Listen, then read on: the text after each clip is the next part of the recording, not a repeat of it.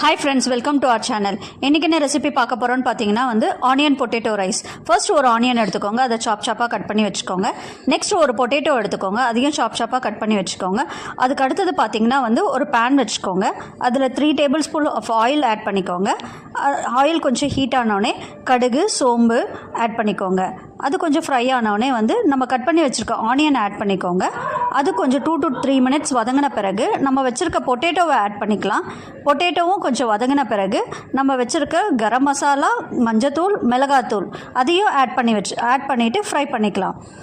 கொஞ்சம் உருளைக்கிழங்கு வதங்கிறதுக்காண்டி அந்த மிளகாத்தூள் ஸ்மெல்லெல்லாம் போகிறதுக்காண்டி நம்ம லைட்டாக கொஞ்சம் தண்ணியை ஆட் பண்ணி அதை கொஞ்சம் 2 to 3 மினிட்ஸ் வேக வைப்போம். அதுக்கப்புறம் அது வெந்தவுடனே நம்ம வச்சுருக்க ரைஸை ஆட் பண்ணிவிட்டு எல்லாத்தையும் பொட்டேட்டோவையும் ரைஸையும் நல்லா மிக்ஸ் பண்ணிவிட்டு லாஸ்ட்டாக கொரியண்டர் ஆட் பண்ணிக்கலாம். அவ்வளோதான், நம்ம பொட்டேட்டோ ஆனியன் ரைஸ் ரெடி.